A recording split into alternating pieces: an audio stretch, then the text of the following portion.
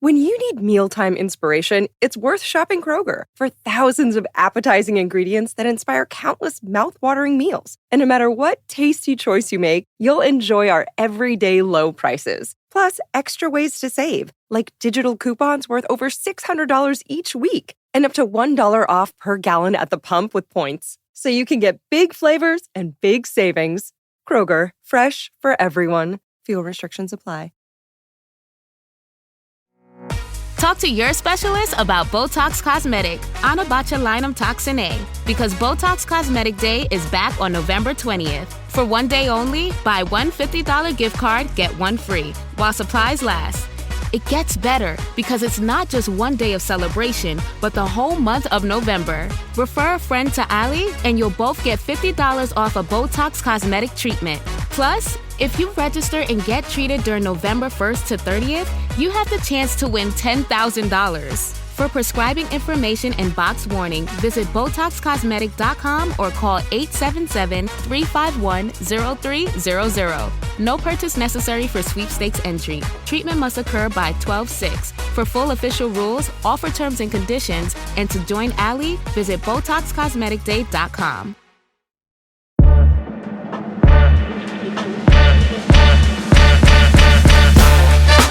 You're listening to the Cardiff Central Podcast. Hello and welcome to the Cardiff Central Podcast. I'm Harley as ever. I'm joined by both boys, Dan and Garwin. How are we doing today, gents? All good. Good, thanks. Good, thanks, Harley. Excellent stuff. So a bit of a weird one to do a pod when there's not been a Cardiff game. There's not going to be another Cardiff game, but we'll get on to why we've chosen to do a pod a bit later on.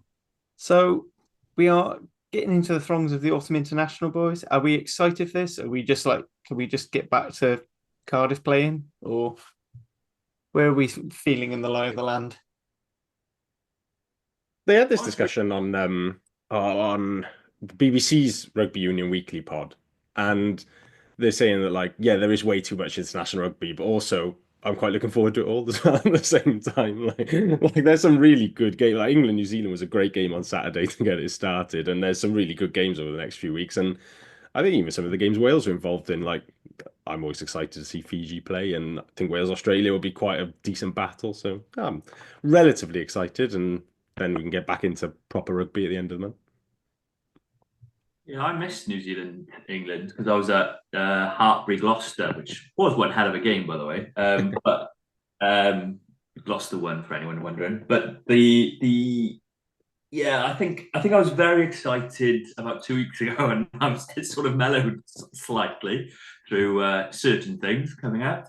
But yeah, I'm looking forward to Wales, Fiji, Wales, Australia. I think they could be good games. Likewise, I do expect Ireland to put New Zealand to the sword, if I'm completely honest, this weekend. I don't actually expect that to be very two-sided. I think that could be very one-sided. And then seeing how South Africa against sort of the bigger countries, no disrespect to Scotland there, but that was intended jibe. But we'll see how they fare. I think it could be a very good autumn. I think rugby needs it to be a good autumn as well, a little bit. And see how these new laws come in. I'm not convinced by some of them, the 20-minute red card, but we'll see how they go. No, this could be a full episode ranked by me alone on my opinions on 20-minute red cards. Yeah, the other one I don't get is marking from a kickoff. That genuinely ruins so much of the under-20s World Cup, and effectively all that happened was the other team got a line out, still got a line out about where they would have had one anyway. Waste of time. Anyway, that's my opinion. I don't think it's going to work. I think the idea is to force teams to kick between the 22 and 10, but I don't think they're going to. So that's that, really. Well, it's not like you can do a funny thing like South Africa and call the scrum off the mark now anyway, so... Yeah. So it's not like you can use it as a way to get a penalty and change possession. At the end of the day, you're still kicking it away.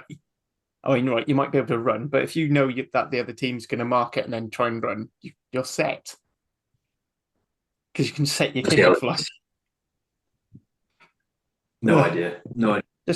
Just quickly, any thoughts on the weird laws, Dan? No, I roughly agree with those ones. I think 20-minute red card's awful. I think the kickoff one, if teams are clever about it, they could use it to their advantage. You know, if Wales are quite smart and you kick to compete and you get Grady coming after it and trying to slap the ball back, like they could actually use that to our own advantage. But I do think some of them are like the one stop maul is really good. I think that's that's a good one. And so there's the occasional, was it a broken clock works twice a day? You know, they chuck a good one out there occasionally. Are there any laws you'd like to see come back? Because I'd like to see, the one where if you put 1 foot out of touch as the ball's rolling across the ground and picked it up, then it's considered to be in touch.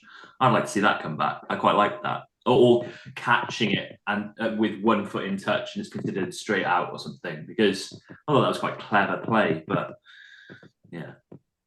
Any other laws? I genuinely don't know what the touch law is now, though, because it's changed quite a lot now in terms of like, the one Werner Koch kept in against us, against Ulster the other day. Like, I thought that was classed as in touch now because he landed in touch, but because he jumped from the field of play, it's okay or something. I've very little idea of what counts as in touch and what doesn't now.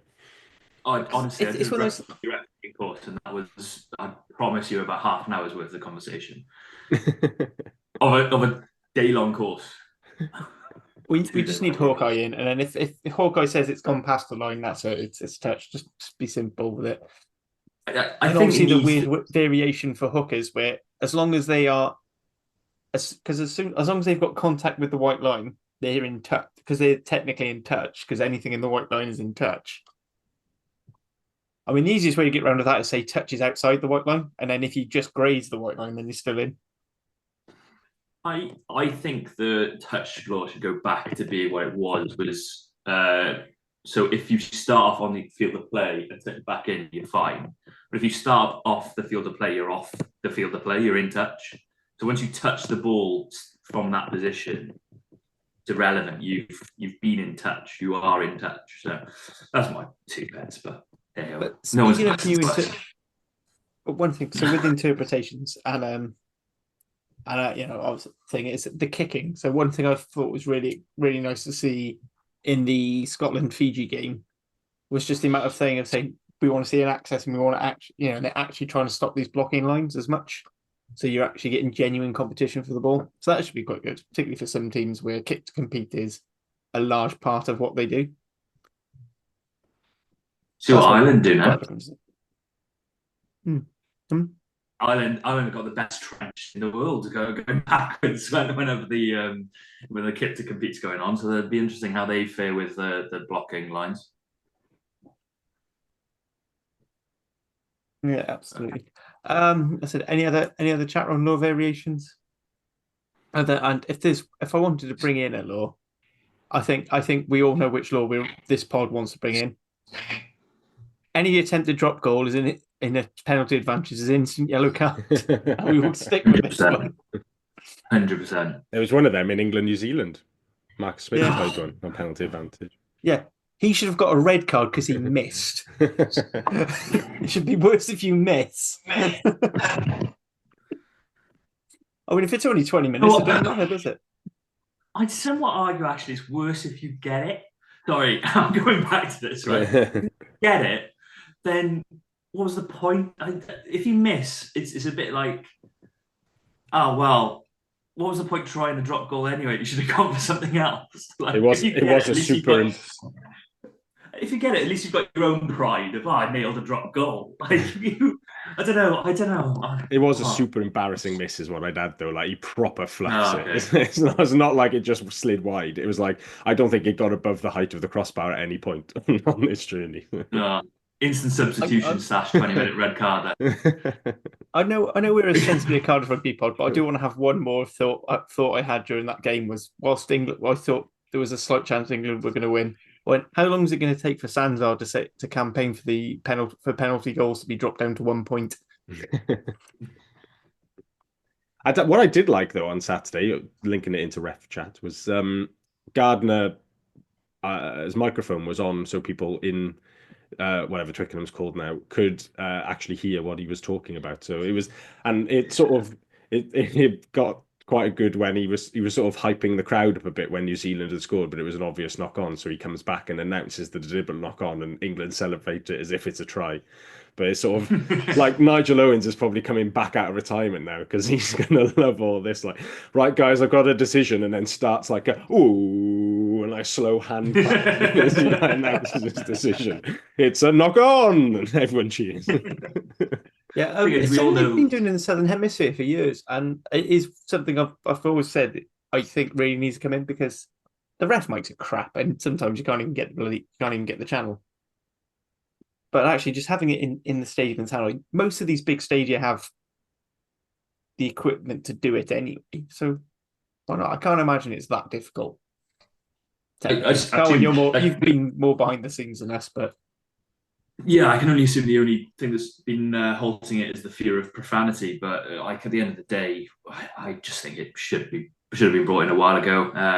Football have been crying out for it for VAR. But it's hard to take Angus Gardner seriously after there was that video of him showing how he does his his mock games that he does, where he plans out whole games, talking to two front rows, going, "Keep it up," and there's no one on the pitch. He looks like some random bloke with a dog. I think he's a decent ref, but I can't take him seriously ever since that moment. That clip, if you play that clip in front of a team before the game, no one would listen to it. Everyone would just think it's some man in the field with a dog. But yeah, I mean, you're right. He's and he ref that game brilliantly, but he always gives me the vibe of a child who's lost their parents in a supermarket. Yeah. And it's just in my head. It's like, do you need me to find you a grown-up? The best one of that is refereeing TJ Perinara. I can't remember the game. It's Hurricanes against someone. And TJ's about to take a quick tap. And he takes a quick tap but forgets to tap the ball or something. And then TJ scores. Angus brings it back. He's like, "Sorry, mate. We just reviewed it on the TMO. It's not a try because you didn't tap the ball." And TJ goes, "Well, if I didn't tap the ball, it's still my penalty, no?" And he's going, "Yeah, you're right." Just give TJ the whistle. Like, just hand it over to a responsible adult at this point. Whilst we're going on ref chat, can I just say Craig Evans was absolutely perfect for the whole. I know a lot of people are saying he was a bit unfair on Fiji, but I don't think he was. I think he got every decision right, near enough, and just good to see him refereeing top international games as a Welshman.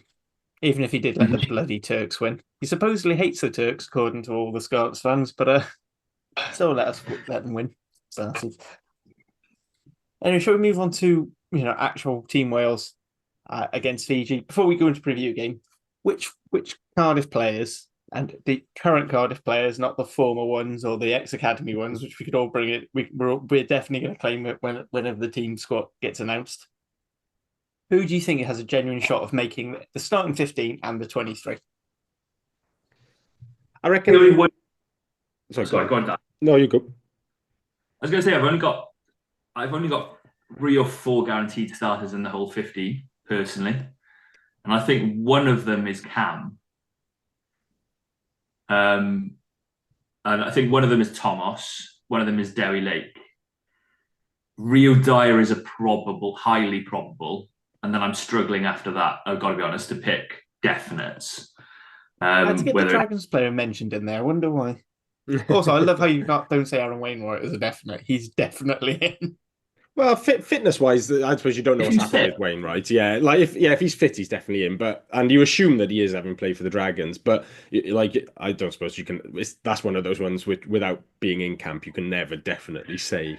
I think I'd probably add Grady to the definites, but I think probably the question would be where he plays rather than if he plays or not. I think I'd struggle to see a scenario where Gatland doesn't pick Grady in the starting 15 unless he's like had a sort of like world-class level stinker over the last 2 weeks in training or something. But I just think whether 13 wing or still possibly at 12, knowing Gatland, I think he's probably in. And then I feel like you can add I don't know, Plumtree's probably up there as an almost certain as well. Like if Wainwright's not in, definitely Plumtree, and then if Wainwright is in, then almost certainly Plumtree at 6.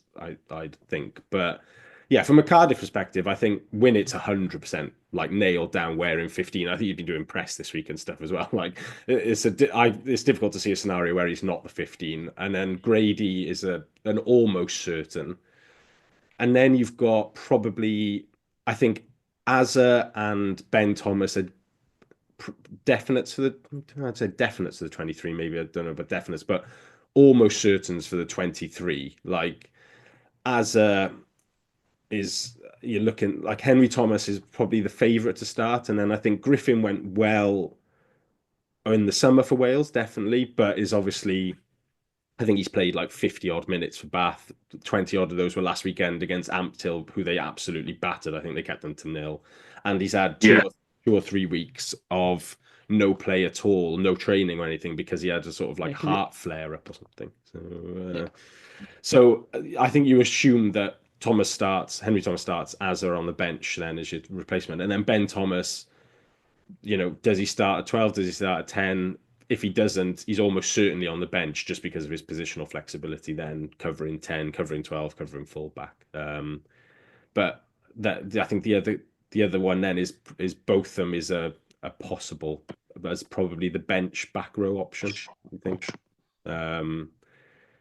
But Teddy, I think it would be a big surprise to see Teddy Williams involved. And then Evan Lloyd, I think, is probably an uphill battle with Derry Lake, obviously a certainty to start. And then you think it's probably Elias on the bench then. Just word on Azarath, he was at for written press today. Oh, that's interesting. Which, well, yeah, is a bit of a surprise, if I'm completely honest. If I was to list, as I said, definite players, he wouldn't have come into the list. So, yeah, granted, written press is a bit more, not as straightforward as broadcast press, where if you're for broadcast press, you're almost guaranteed to be a part of the team. If you're up for written press, it's a bit more featurey, talking about your life, that sort of thing. So it's less certain, but be interesting to see what happens with him. Yeah, so I mean, I think for me, if you've got Ben Thomas, Ben Thomas doesn't start at 12, he's in that 22, and you're probably looking at the expense of Costello. Like, I think Gatland will back Anscombe, and then he'll use Ben Thomas as the 10 cover. I think Costello's third choice in my depth chart for 10, definitely. I think he's there for if Anscombe breaks down at any point, essentially. Yeah, I think for me, I mean, as much as I think Costello's probably the better all-round, 10 on virtue of playing 10, I think it'd be a situation of it'd be Anscombe or Costello with your 2 starting 10s, and then Ben Thomas is that cover off the bench. I think, so we're discussing this on the wrap, I think both of them can be the number 20 jersey just because of the versatility. And I think Gatland said he doesn't want to have Jack and Reffel playing together. It's going to be one or the other. And I think what you'll see is only one of them will be in the matchday 23, even if he's rotating around. And that's not shy on Tommy Reffel. It's just that, for me, Jack Morgan's going to start, I think. If he's fit, he starts, because we've missed a lot of his all-round game. Although he might not be the same breakdown fit as Reffel, the same as both of them. Both of those players, they're carrying games a lot stronger. They're, the actual tackling and defence is quite good. It does leave us without a solid jackal threat, but when you've got a team like Fiji, they're going for offloads anyway, so you just want people who can hit them back. The ball's not going to be in the ruck long enough for you to try and pinch it. They could, because I think Gareth Thomas has been really good for Wales at loosehead. Like, he's been the first choice for like 2.5 years now or so, really quietly, without anyone really noticing that he's become so crucial. But they could Nicky Smith from the start, who could be a jackal threat a bit more then as well, go alongside Jack Morgan and then bring Thomas off the bench, just to sort of mix up how many players with the surname Thomas there are in the side, isn't it? Yeah, it's not like Jack not the jackal threat as well. Like, he was top turnover in the URC. I know I'm not saying I'm saying he's not. No, he's not Tommy. No one, but Tommy Raffel's like a 10 out of 10 for jackals. Jack Morgan is like an 8. And I'd say both of them probably better. And I think with those two as well, they're quite good at doing the tackle, then getting over the ball as well. Whereas I think Tommy Reffel, he needs someone to mow someone down to get over. Is there anyone in World Rugby now who's close, as in a 7, out 7, who's close to probably Bottier actually? Actually, thinking about it, who's close to Tommy, but bar that as an out jackal threat. Fraser McBride's pretty good as well for Australia, but I'm trying to think of another one that's an out jackal threat to the centre of Tommy. The interesting one you said is Grady, because I'm getting more and more the feeling that he's going to play wing. Spoke to Hathaway on the weekend because he was playing for Gloucester against Hartbury, and I just said, how's competition going in camp, sort of thing. And he sort of said, there's lots of competition with the likes of Repo, Cam, Grady. And I was like, so Grady's playing on the wing then, is he? Or sort of half joking. He's like, well, he's trying a bit of everywhere, but I still got the vibe that it's sort of wing that they're looking at him from. If I'm reading between the lines, watch this. He played 12, like absolute nonsense. But it's just a slight feeling I'm getting. I would be very surprised if we don't see Blair Murray at some stage during this autumn. I really do think he's going to play. So I've always thought he's going to be in this match day 23. I'm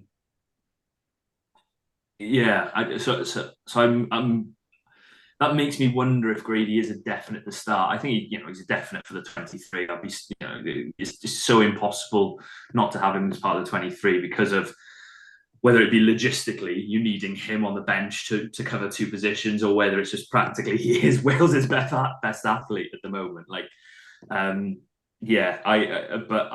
not totally sold on him being a definite to start.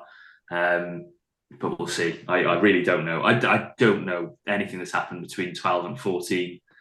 There's a few murmurings in and around camp about players being fit or not available / things, but I suspect it'll be somewhere Ben, Eddie, Max Llewellyn, Grady, and then the question of Blair Murray or Gareth Anderson. We sort of those 6 into those 10 to 14, those 4 positions.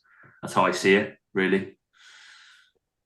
But Murray's an interesting one, I think, because obviously he hasn't been here long and he hasn't played top level rugby wrong, but he's looked very, very good for the Scarlets. He says he wants to play fullback more. He's played 10 a bit, been mostly playing off the wing this season. But it'd be interesting to see what type of winger Gatland sees him as, because I think just sort of like straight up looking at him off the bat, you think he's going up against Rio Dyer on the left wing there as the kind of smaller, quicker, nippier guy.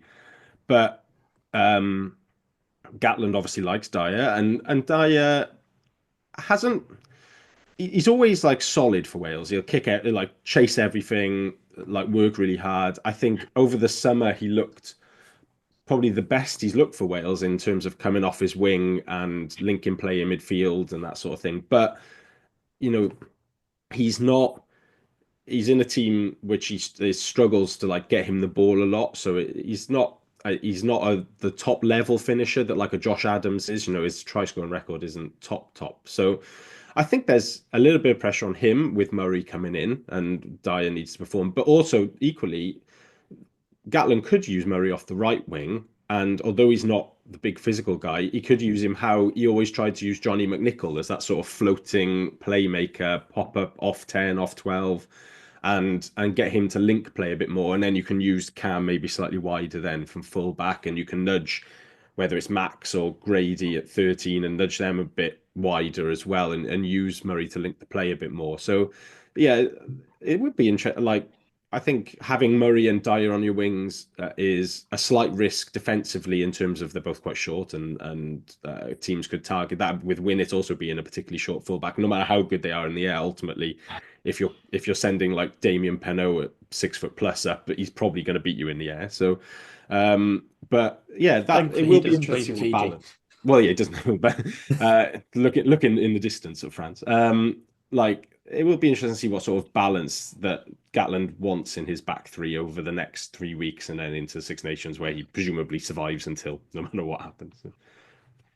I do like Blair. I spoke to someone about it and he said, "Oh, I don't get it at all." And I was like, "Oh, he's very good in the air."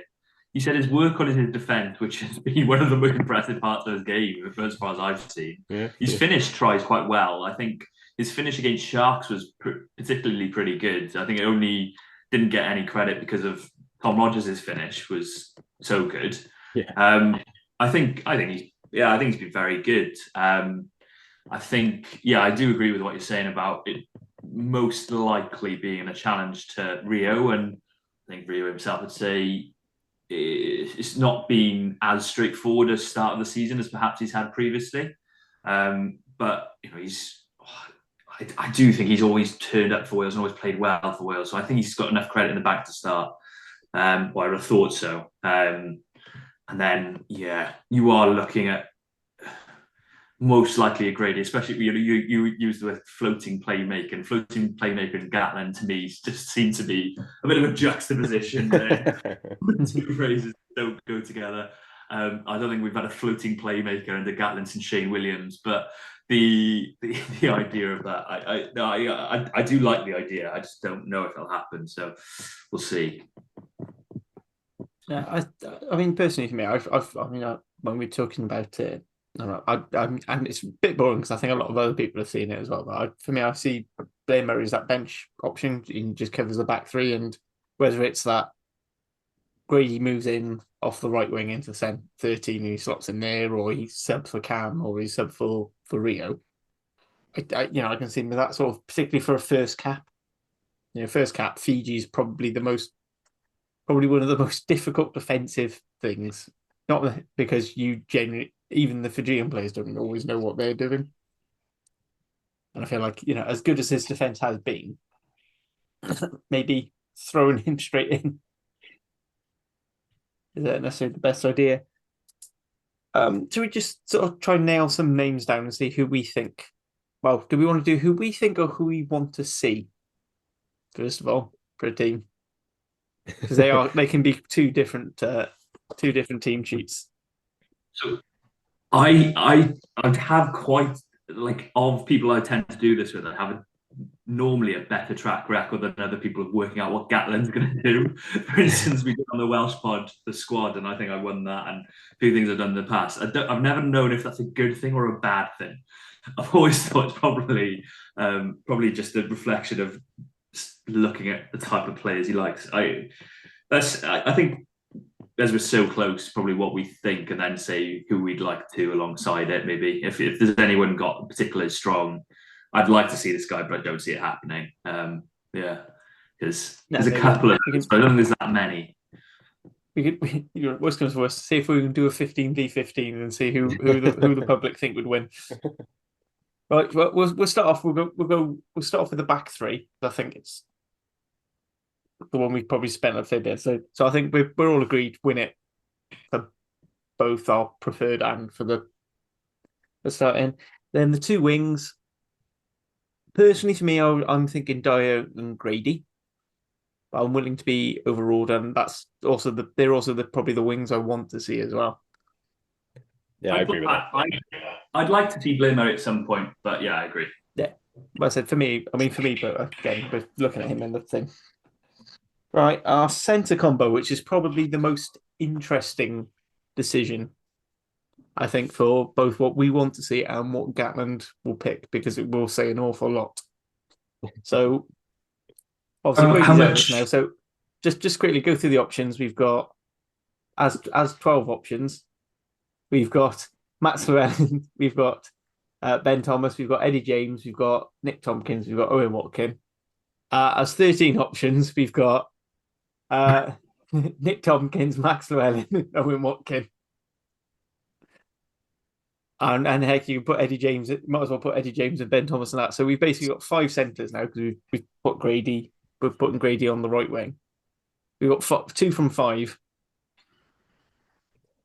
So I did the team that I would like to pick early in the week, and my preferred centre partnership was James and Llewellyn at 12 and 13, which it was tough to write because I love Ben Thomas, obviously. But I just think that Wales just need more carrying punch at 12. like generally, and I think Ben is a much improved carrier, but the way he does it at Cardiff for me is that he has a bit of time on the ball and he can use his footwork and hit a weak shoulder and sort of punch a gap. And I just think generally in most games, behind Wales's pack and with the extra speed and intensity of international rugby, I don't think he'll get the time to properly use his footwork before flying into contact. So I think Eddie James is slightly weaker distribution and kicking, but it's still good enough. And then he's a stronger carrier, just sort of straight up physical big bloke. Just gives him the nudge there. And then I just think Max is the best option left at 13 if you're not picking Grady, really. Like I don't enjoy Owen Watkin as a test level 13. I don't think he's particularly quick enough, and I don't think he's actually playing particularly well for the Ospreys this year. I think he's slightly lucky to be in the squad altogether. I don't similar things around Tompkins. I don't think he's a test level 13 either, and he's not really playing at 13 too much for Saracens these days either. And then Max, there is, there's still a question mark about pace there a little bit. He's not an out and out 13, but I think he'll be positionally good enough, and that with Dyer and Grady there to cover some of the space, they can be a bit narrower before drifting wide, but quick enough to cover that the wide flank. I think Max's strike running would be particularly good from that 13 channel.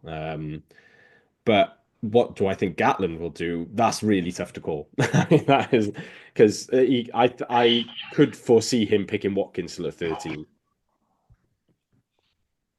I don't see it. I don't see the Watkin pick.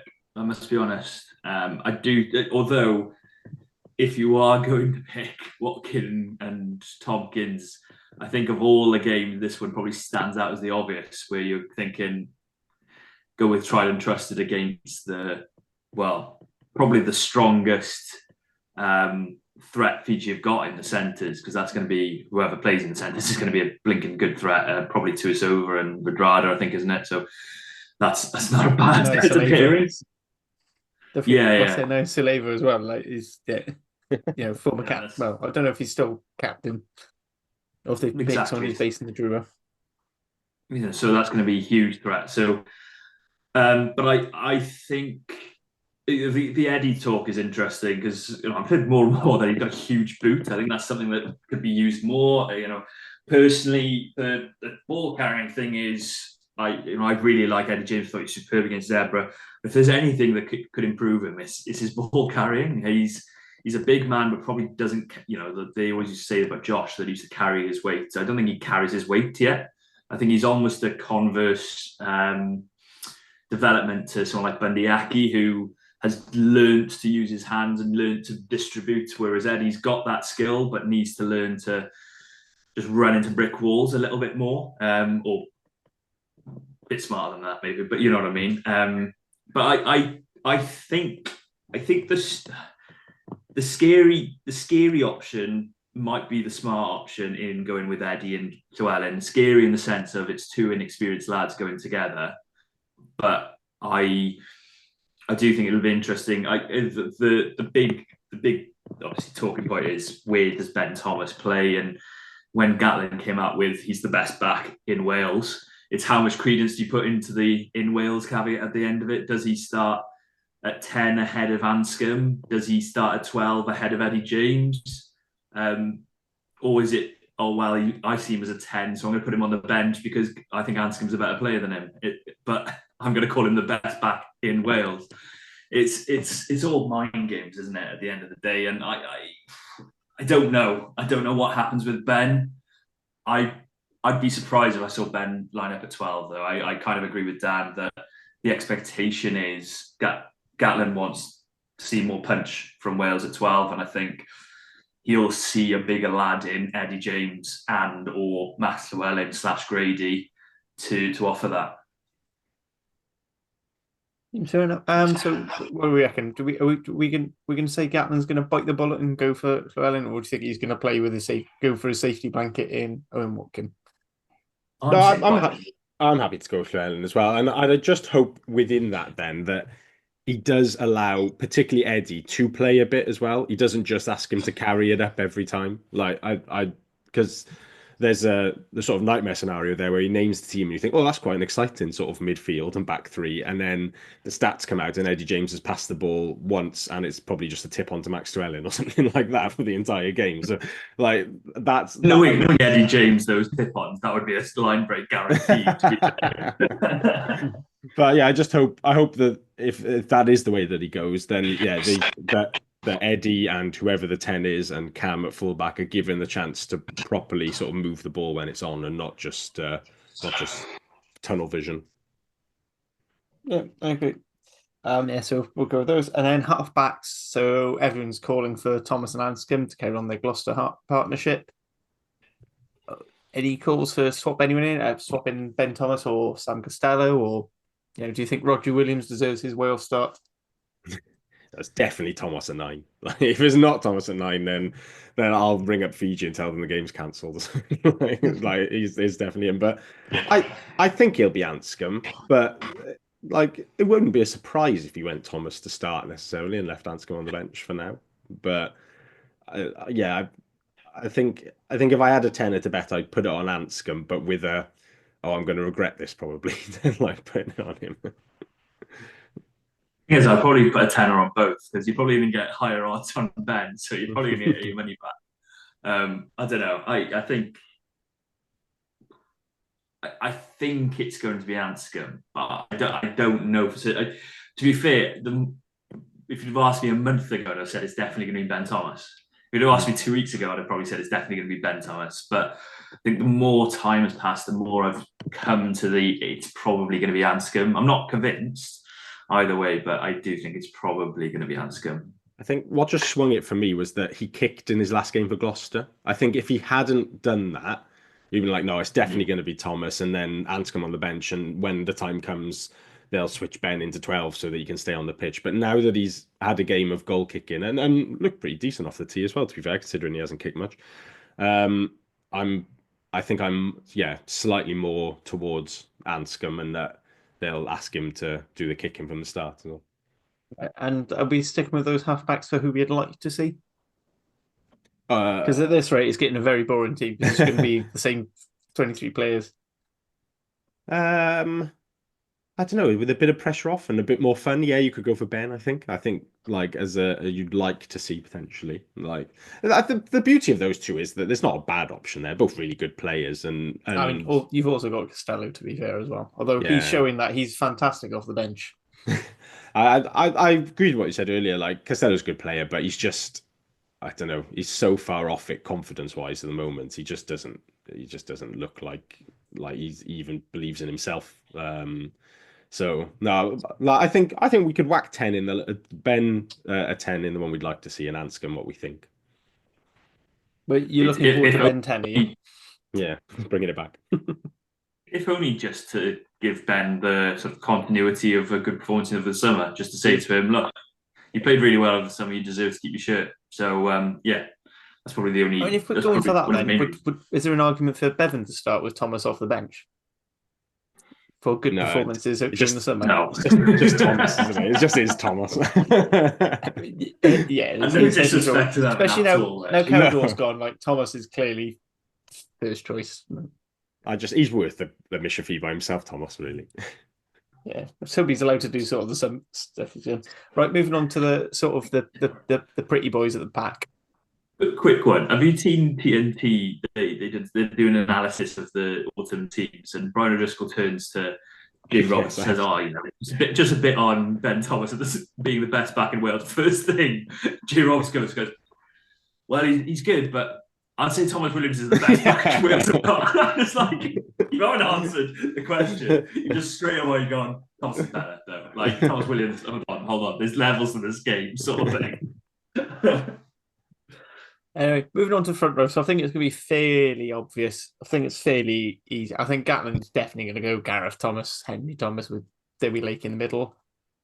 Any arguments for that? Or do you think like he's brought Nicky Smith in so therefore if he's calling Nicky Smith in, he's going to start? Or is it time for Kemsley Mathias to show off what he can do after what's been a decent start to the season? I wouldn't be surprised if each loosehead starts a game. I wouldn't be stunned if that, and like if I was to pick a game for Nicky Smith to start, it'd be South Africa. So just a small point on that he may be a good scrummager. I think tight said Henry Thomas has been such a good form. It pains me not to say Archie Griffin, but when, as Dan says, he's played 50 minutes of rugby and 24 minutes of that was the first game of the season, and 24 minutes of that was the last game so far this season. It's a bit difficult to justify a starting berth, but he wasn't playing much rugby before last summer either. So there's two ways to look at it. I thought he was brilliant in the summer, but then likewise, I think Henry Thomas has been one of, if not the certainly the signing, I think, for the Scarlets so far. I think one of the signs in Welsh rugby because of the form he's shown and how he's improved that scrummage. So yeah, I'd put him up there. I think Henry starts probably. Dewi definitely starts, and yeah, as Dan said, Gareth Thomas has been a starting loose head for 2.5 years, and it would be a bit of a surprise if Gatland went, hold on, this guy I haven't been picking in the squad for 2 years, I'm going to put him straight into the starting lineup. I'd be surprised at that. So yeah, that's the expectation, I think. Dan, do you agree, disagree? I agree with that fully. I think the point I made on Henry Thomas a bit further as well is that if he's going to be involved in the 23, I just don't think he's an impact sub. I don't really think he offers much, coming on with 20 to go, and he's not flying around the field for 20 minutes necessarily in the same way that an Azza or a Griffin would. He's definitely bottom of that rung. So Loosehead's actually really good for us at the moment. I think we've got some really good options there. If with Doma can't even get in the squad at the moment, so there's some good depth. And Matthias has been very good for the Scarlets in the first couple of games of the season as well. He's finally sort of growing into his propping ability. As we do have a habit in Wales of writing props who come into the squad at sort of 22, 23 off without sort of remembering that it takes until 25, 26 to really mature as a prop. So I'd be happy with any of them, but I just think Gareth Thomas is in the same way sort of Dyer has mentioned earlier, he's got that credit in the bank and he deserves to keep it. And I thought against Edinburgh, where the Ospreys played them at Bridgend, I thought he was actually very good in that game as well. Particularly with his carrying, which I'd like to see him do a bit more of for Wales. I'd like to see him being given a chance to get the ball in his hands a bit more.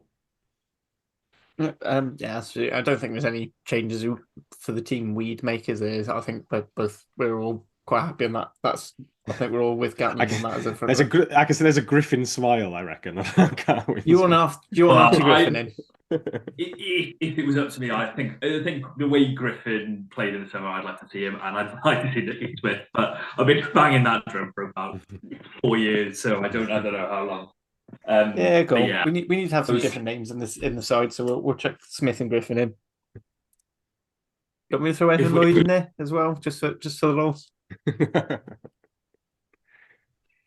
I'm not sure Evan Lloyd would pick Evan Lloyd in there, to be honest, at the moment. I think second row, no debate really, is it? Beard and Rowlands. Oh yes, I've got a great. In terms of what Gatland's going to pick, it's an interesting one, second row, because he has used Rowlands off the bench quite a lot recently, particularly Six Nations. He sort of took up that 19 jersey a bit. That was when Dav Jenkins was captain. Yeah, it wasn't that, but I mean, Rowlands did a decent job actually coming on those last 20 minutes and carrying quite a bit. So there's an argument to be made of if it ain't broke, don't fix it. I bet the question a little bit is, does he want Shunza to start or not? I think is maybe the major question around that, because there's the other element of getting Freddie Thomas capped at some point as well. But it's an interesting one, second row, because Beard now it seems now is certain to be off at the end of the season. Which, although he's obviously got 25 caps and he'll still be available, but naturally, especially going to France, does restrict availability quite a lot. And, for the player himself, doesn't always want to be flying back and forth all the time. And then there's also, you are going to pick up an injury switching to a top 14 at some point, particularly in a Montpellier team. So, So he might fancy at some point, taking Beard back a little bit and seeing what we can do without him. Rowlands hasn't played properly regularly for Racing in the first part of the season. He's been a little bit part, so exactly how fit he is another question as well. And then Shins, probably very in the case of he's not carrying a knock in that case. Well, there is that, yeah.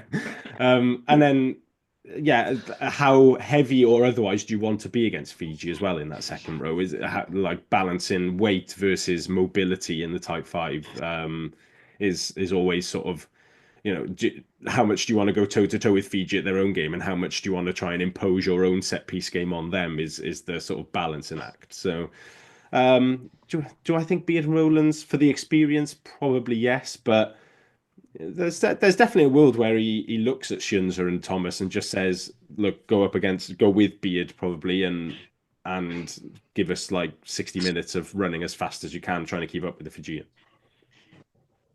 My one view for that is, given how Wales are notoriously lacking in front football carriers, Will Rowlands gives us that. Yeah, absolutely. And that, and is that something that you want from the start? Because then you can bring on players. Maybe you bring on players with a bit more impact. But I suppose with Dewi Lake, if we're starting Dewi Lake, he's used for that. Jack Morgan, I think we're all agree he's probably going to be starting 7. But we'll get onto that in a second before Carwyn questions, because he wants, has met all the English based players in the team. By the way, I'm certainly picking Jack Morgan. That's not even debate that, right? Have I mentioned that his family comes from Brynhaven, and so does mine? If only he went to Glantarfe. Yeah, honestly, man, I don't think he'd get out of the house without me spying on him. But that's weird. Speaking of English based players, I think I picked Shunza at 4. I think he's got enough credit in the bank. Off the summer, it was brilliant. Deserves a start.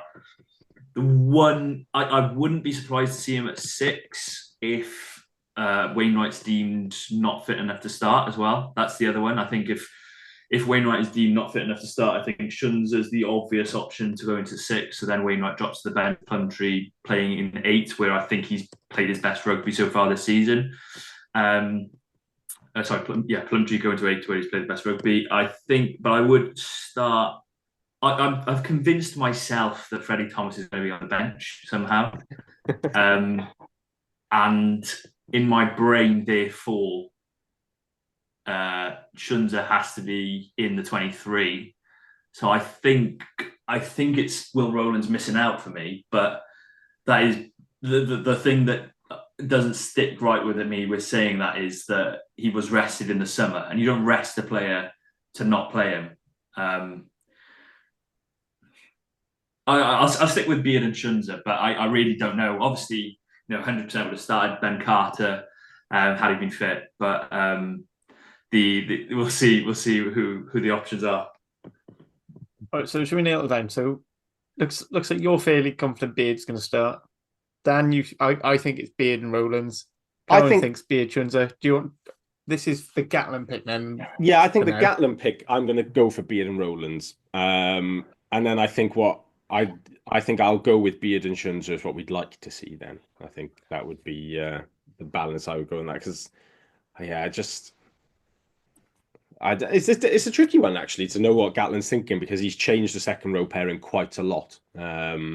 Whereas under sort of his first spell, it was so consistent with the players he was picking.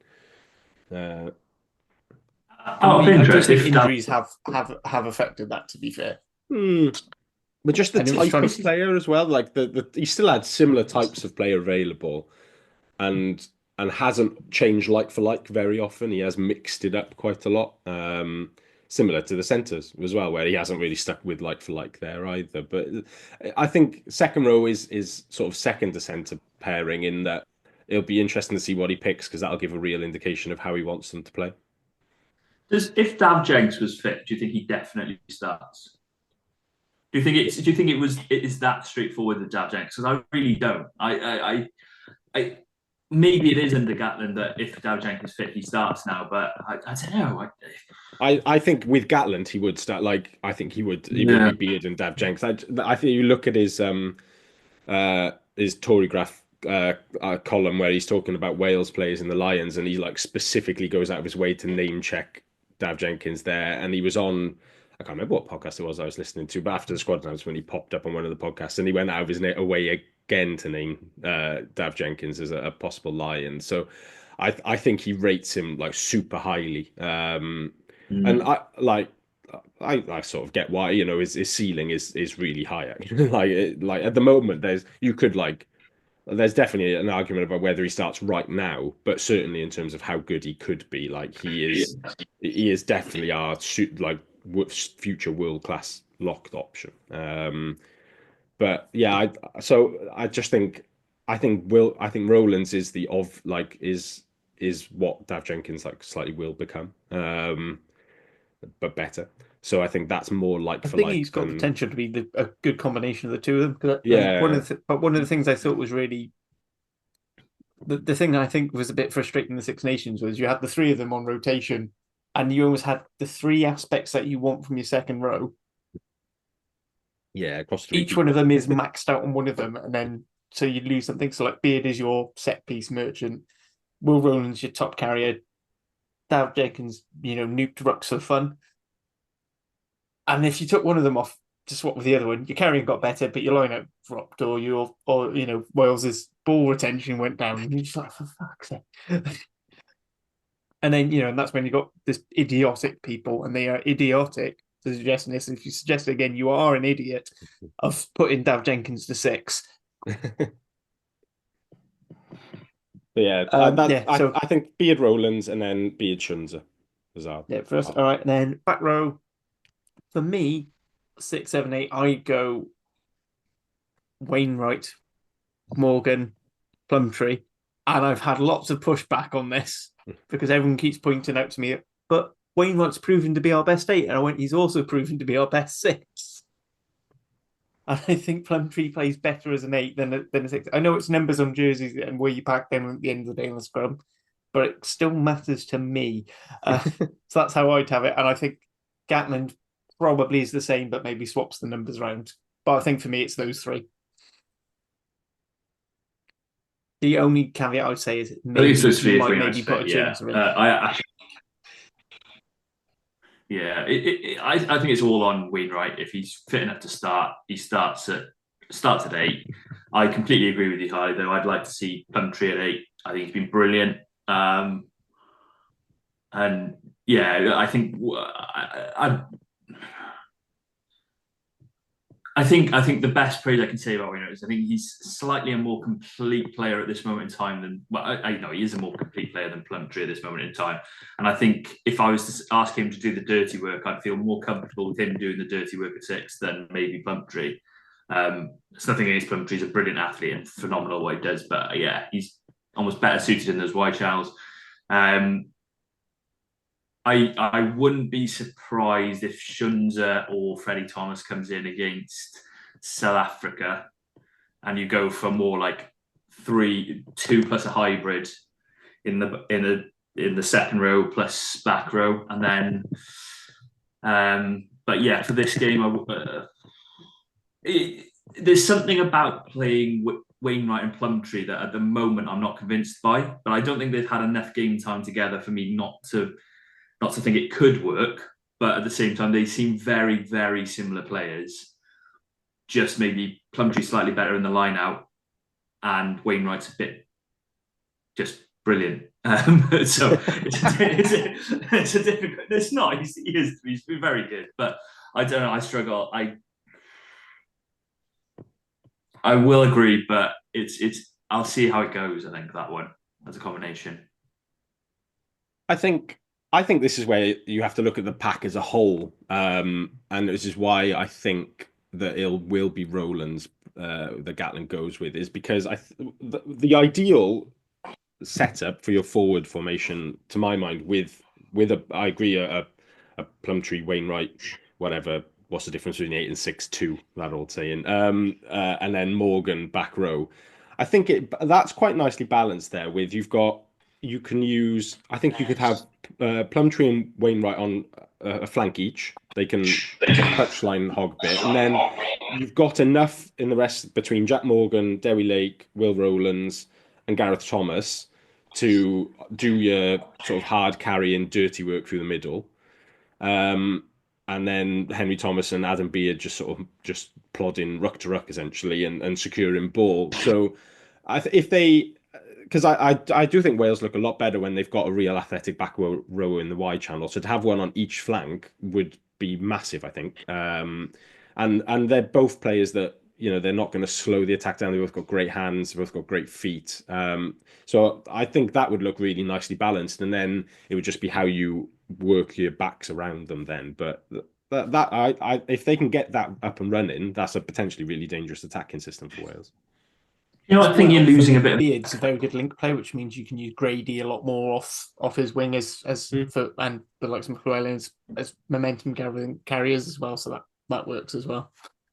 But my one thing on it would be: are you not losing a little bit of Jack Morgan's ability in the wide channels if you're asking him just to plod it? To be honest, I think he's so good in the tight. That's the thing. He is. He's also everywhere. So good on the wide. Yeah, but we haven't got many people who are good in the tight. So Jack, sorry mate, you're doing that because you're fucking brilliant. It's a bit like saying, asking Wainwright to do the sixes role, even though he's brilliant at 8. I think the other thing he's so good at it. The other thing I'd say for Jack in that sense is that he is mobile and has enough of an engine to actually do a bit of both as well. Like he can, if you use him on the outside of a sort of pod of 3 and then it goes inside, you could use him as an overload option on the outside then quite comfortably. I think whereas Wainwright and Plumtree don't quite cover the ground in the same way that Morgan does. They're both great athletes, but Morgan is just like his engine is undying. Essentially, it's unbelievable. So, yeah, I agree with that. But I think once you develop that system, if like this is asking a lot of Howley here, but if he's clever, then he can use Jack, and we're back to my new favorite phrase of roaming playmaker. He can be the forwards version of that, where he sort of pops up as and where he's most dangerous at that point of the game. I think if you use Jack in the tight, you have to use him as a pop inside option and a pop outside option, don't you? As well, you have to have plays where you plan, World Cup, for instance, where you plan to use him in certain roles because he's such a threat. I know I wax lyrical about him and do it as they get a permanent job doing it, but the guy is brilliant. 100%. Whether inside or outside, so you just need to find a way of utilizing him to his best ability. Yeah, that's right. I think Wales haven't really deviated. As soon as they switched to the 1-3-2-2, they stuck with it near enough. So actually, you could still have all 3 back rowers out on in the wide channels if you really want to, or you have him in that inner 2 pod where it's wide enough that he's going to have a bit of space to roam if it's gone, but also he's going to give you a good enough carry that having only one forward coming in initially to break the breakdown is going to help. Yeah. You almost go with front row in that 3 pod and goes round. So I think we've all agreed. I think 6, 7, 8. All right, bit of argument over the 6, who's 6, who's 8, but I think we're going for that. I don't think there's any cause to put in it other than maybe Chunza, but because Chunza's in at second row for our we would like team. Yeah, as we just be really nosy and say Gatland's probably going to pick Wainwright at 8 and Plumtree at 6, but we would pick Plumtree at 8 and Wainwright at 6. You won't be able to read my notes because my handwriting's terrible, but basically that is what I've done in my little teams. I've just put a little arrow to swap the names around. Going on to the bench center approach. Going on bench, so the bench front row for me, I'm thinking Elias. I'm going to go with Smith as Arati because I just think he would have called up literally any other loose head if he wasn't planning on playing him. Yeah, definitely.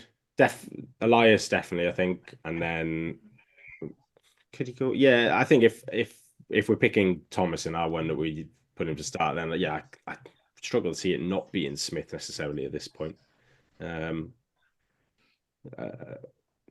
I don't, trying to think of like an argument against that, but I'm struggling to massively disagree. It is a shame that there's no Matthias and Griffin involved in that then, just because they are like good players. I think the one obvious reason for Matthias is Gatland has picked Matthias consistently over Smith in the past. But he's also consistently not brought him off the bench. There have been 2 occasions where he's rather had the start in Loosehead, whether it was Domachowski or Gareth Thomas, and just went no. But Matthias has improved massively this season. I agree with Dan on that. So I wouldn't be against Matthias. Like I say, I probably, if I was going to play Matthias over Smith, this might be the game. But yeah, I think that's a 6 of one, half a dozen of another. Really, those two. I'm happy either way. Like I'd like to see Griffin in the 23, but Azarati, as we mentioned, has done a bit of press, so I suspect he's in the 23. Yeah. So I mean, you've already got Griff starting in our team you'd like to see. So on the bench, on the bench, or do you want to put Henry Thomas as impact? No, but as on the bench, Griffin is doing all the job. Bit of a 9 cover as well. Yeah, I think. So 1920 jersey. We'll decide. I'm going to just come out with that. I don't think Gatland's going to think about 6-2. He never really does it unless it's forced, and he's run out of backs. So 1920, we're probably looking at a second row / hybrid, and then an out and out back rower. Possibly. You don't pick 6-2 against Fiji as well, do you? Like, no, you don't. You might. It might happen against South Africa. It's not happening against Fiji. Yeah. So what's he? I'm convinced Freddie Thomas. By the way, sorry. Does he go? Maybe he doesn't pick Shunza for this one. Maybe he leaves Shunza out for this one and gets Thomas capped early, or unless he's got a plan to get Thomas capped later in the window and he doesn't do it straight away. I don't know, but I get it's basically a shootout there between Thomas and Shunza for 19, and then Botham and Reffel for 20, I think, probably, and what Gatland's thinking, and probably what we'll have to think about as well. But although we've got Shunza starting, haven't we? So are we in team that we'd like to see? Do we have Thomas on the bench and then not pick Rowlands for this one and bring him back in another week potentially? Well, we've got I'll leave you up for that one. But as I said, you could. There is a world where you could have Thomas and Shunza as 19 and 20, and he looks to put one of them in the back row, one in the second row. Because you've got 3 players who can cover 8. It leaves you massively exposed. Probably to 7. You are losing a lot of 7 if you have to take Jack off. But I think Gatland likes both of them. I think he does really like. I think Gatland will pick both of them over Reffel because what he said he does. I don't think he wants the situation where both are playing again. So I could get on board with that. I think Reffel is a player who's either starts or isn't involved, just because of the sort of like the sort of speciality of what he does to a degree. So. And with obviously Morgan starting, so I think both of them at 20, and then I'd say I could put Thomas and for Gatland's team at 19. That he just wants to get him capped early doors. I don't think he selects him in the squad unless he's definitely capping him. So he may as well just do it in the first game and get it out of the way. I'm kind of on the side of I don't by no means do I mean ill on any player by saying this, but training camps are notoriously injuries get picked up. Carter is a key example. So yeah, I think Gatland, you want to cap him early and make sure that he's capped rather than he possibly jump ship to England in 6 months' time or a couple of months' time. So to be fair, he's always come out and said he was Welsh, and it seems to be one of those situations where he only played England under 20s because of this weird thing that is allegedly in these academy players' contracts. That if they get called by England under 20s, they have to. They can. It would. I think it is much easier though for England to turn ahead away from Wales in that sense. If you're already contracted at an English club And obviously, like I suspect the English Rugby Union are offering more per game than the Welsh Rugby Union are. And so, like, there's the 25 grand commercial, match fees. so, yeah, commercial elements as well around being an England player is easier to cash in off than being a Wales player. So, yeah, although he is like he says he is full on Welsh, like it. There's been other players who've said they're full on Welsh, and the head has been turned quite quickly when the phone has been picked up from I don't West know who. London. I don't know who the Emmanuel Haley, the Emmanuel Faber Bosa you're I wouldn't talking even about. put him in that. I think that he's slightly different to that, but there's been others down the years. Yeah, so I think we think Gatland's going to pick Freddie Thomas, and we would like. Are we going to say we want Rowlands off the bench, or are we going to keep Freddie Thomas there for us? I'm happy to keep Thomas and ours as well, and give Rowlands a weekend off. Very good. I gotta say, it does sit. I completely agree with the talk on Reffel, but it does sit so badly with me to see a 23 Wales have got without Reffel, who, in my opinion, is so good. But yeah, I don't see where you put him in. Yeah. Would you like him to be our? Would you like him to be our number 20? I mean, for me personally, it's both of them, but.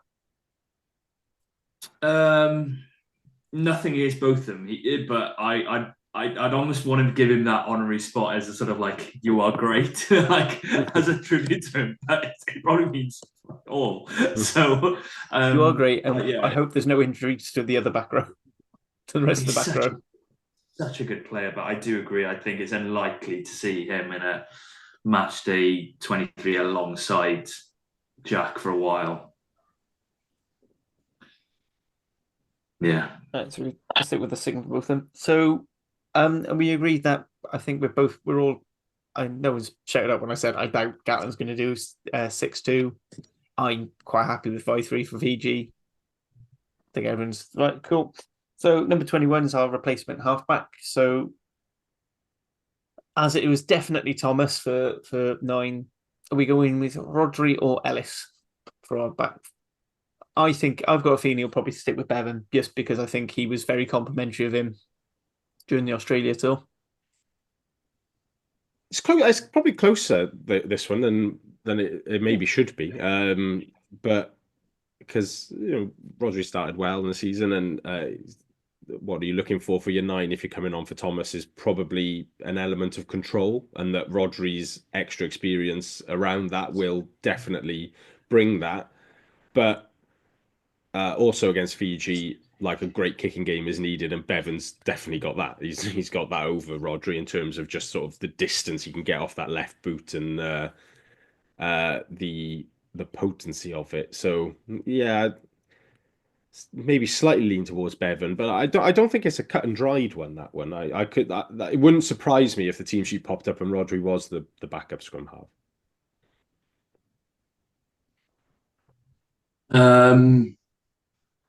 I think Rodri's been the form scrum half in Wales, if you can imagine that in a New Zealand accent. But yeah, I think Bevan played really well over the summer, and it would seem odd if Bevan wasn't in the 23 after a very good summer, very good first 3 caps. I think he deserves to continue it, to be honest, and be in the 23. So sticking with Bevan for both teams. Yeah, I'm happy with that, but like I'm equally happy with Rodri as well. It's one of those ones where I'll be honest with Gatland selections now. I wouldn't be surprised if it turns out Nicky Smith's named as the replacement scrum half. He's called Kieran Hardy up in the week and not told anyone. I think we alluded to it when we were talking about centres that we think Ben Gatland's probably going to pick Ben Thomas in the 22 jersey. Yeah, I think it's not much controversial. We've put him as 10 in our team, so who would we have instead? Is this an Anscombe? Yeah. And then in the illustrious 20... Nothing against Costy. Just I've never seen a guy celebrate a win quite like he celebrated the win over Scarlett.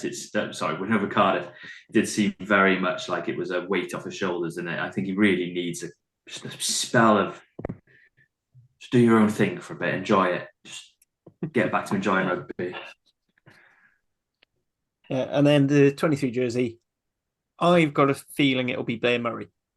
Just again, that versatility of a wing and fullback. And if absolutely needed, he could cover 10. If we had a horror show when both Ben and Anscombe got injured. Blair with an outside bet of Hathaway, something happens. Wouldn't stun me. Gatland seemed to quite like Tom Rogers as well. Yeah, it could be any of those three. I think. I think we're all agreeing though it's probably going to be a back three as opposed to a centre. Yeah, I think so. Gatland does have form for picking centres on the bench, I would say, in that 23 jersey a little bit. So I think that was usually because he had a fullback. He had a 10 who could quite easily play fullback. So then you could have Sanjay move to the wing.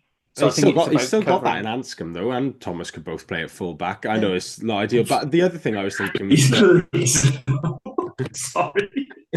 The other thing I was thinking was that he could use Max on the wing. Because it's not it wouldn't massively surprise me if he sees Max as a big hulking right winger in the end. But I could foresee a situation where Gatland picks Tompkins in the 23 jersey on Saturday, and just because he obviously seems to like Tompkins, he likes the control that he brings, and brings not the same Tompkins. Yeah, he does. He does seem He's to a like chaos monkey, but it's like I think I don't know. I feel like he's misunderstood a bit in that he looks erratic when he gets on the ball, but if you listen to anybody who plays with him, the thing they all talk about is he is the best communicator on the field, and that is what you need quite often in the final quarter of a game, is somebody just who's going to come on and talk everybody else through it. So I could foresee a situation where he uses Tompkins as the 23 option and then says, look, we've got enough cover with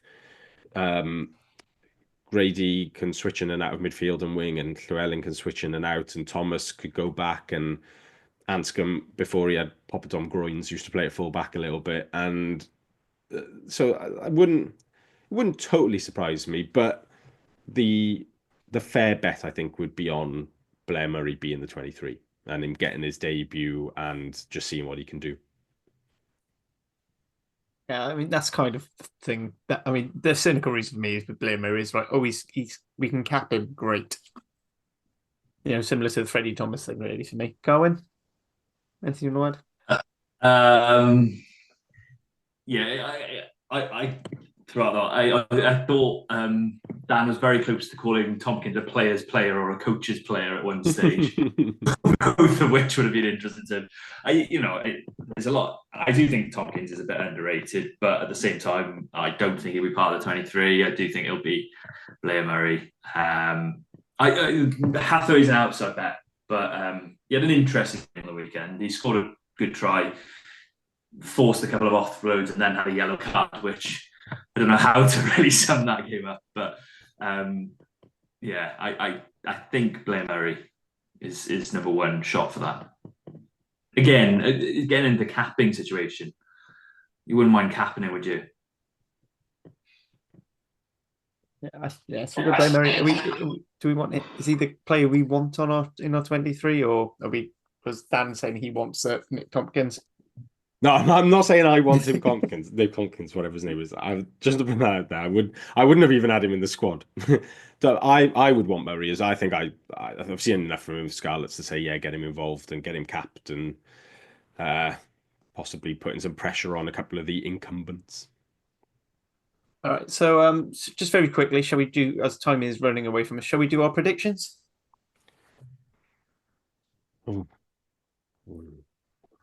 Anyone? I can't really. I don't know. It's so difficult to do a prediction without seeing the Wales team. I think at this point, on recording on Wednesday night. Do I think Wales can win? Yes. Do I think Wales will win? Probably not. Have you been hanging around Nigel Walker again with those answers? Yeah, no, I'm asking myself questions there. I don't know. Carwyn, give me an answer in an hour. Otherwise, I'm not putting you in any future things. I think I'm going to move swiftly past that one. My main thought is Wales will need, in my head, Wales need to score 30 points to win. So can Wales score 30 points? I think that's in my head as the debate. I think they How could win by big less. is Eddie James's boot, and can he kick it accurately? I'm going to go Wales win. I'm going to say Wales win 32, 25, 26, something like that. But I do think that 32, 26, because Fiji will deep. I was going to say Fiji points by the minute. I was going to say Fiji deal in tries, but they do this weird thing when they play against Wales, where they suddenly start kicking for goal, don't they? I think they know it's always like by a couple of points, so actually having any points works. Yeah, I do back Wales. They need to score a lot of points to win this game, and it's whether they've got enough cohesion in that attack, which is going to be pretty much regardless, apart from if they play Tompkins and Watkin in the centre, it's going to be a backline that haven't played with each other that much, probably, especially at test level. So it's whether they can get enough cohesion in attack to score enough points, I think. So yeah, I mean, for me, I think Wales by 3, but I think we'll see something very similar to the World Cup, where we sort of pull away, and then we're desperately trying not to lose. But in the last 20 minutes, as Fiji sort of going around page, and it'll basically be what breaks first: Fiji's attack or our defence. Right, Dan, you've had enough dithering now. I think Wales have got a stronger bench than they did in the World Cup, though. I would say that. I'm going to say Wales by a bit of a bigger margin, by 10.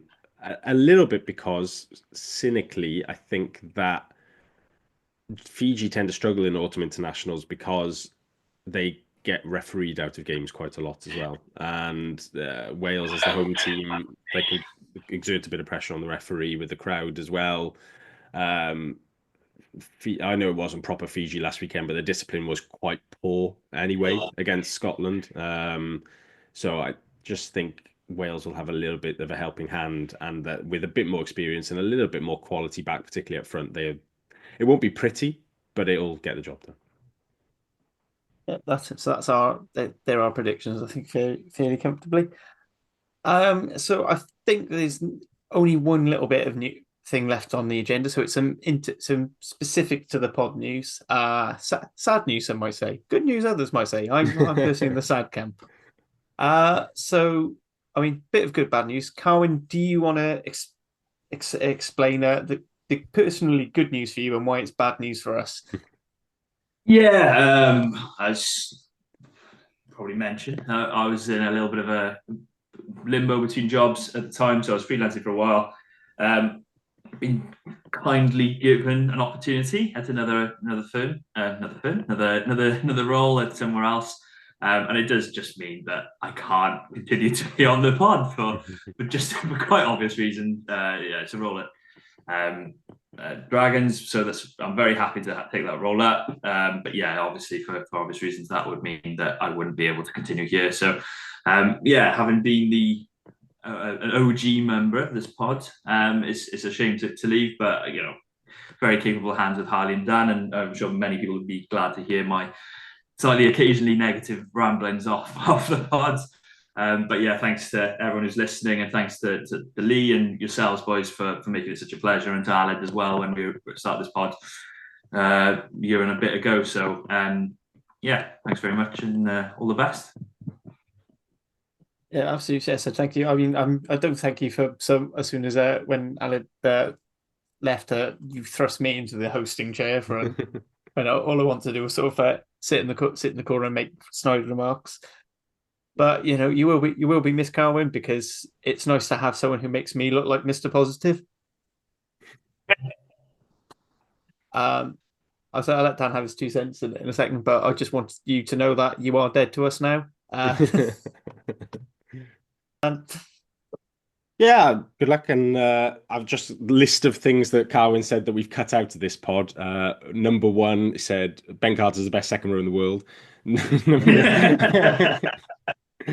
Number 2, he said Rodney Parade is the best ground in the world. I've just things that he's definitely said that we've cut out. But no, it's I think it's great for the Dragons to pick up somebody as talented as Carwyn. Just really adds to the sort of Cardiff old boy flavour of that club now. So no, best of luck, mate, and maybe pop back in every now and again, sort of during the summer, to give your like uncontroversial 2 cents on what Cardiff are up to. That's good. The next game's a Dragons game anyway, so you could be their representative on the pod if you wanted. There was a moment where someone asked me if I could help out on a certain live page for that game, and I was like, I think I might be busy and a bit biased for that one, but you never know. We'll see how it goes, but be a pleasure, lads. That is all we're ready to discuss now. So thank you all for listening. Thank you, Dan, for joining me, and for the last time, thank you, Carwyn. Ta-ra. Yeah.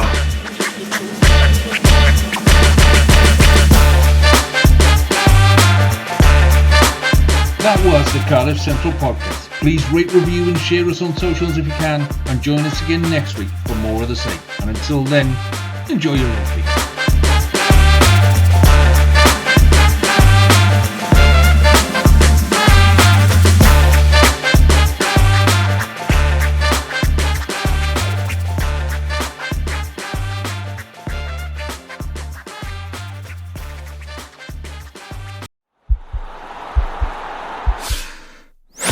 This podcast is part of the Sports Social Podcast Network.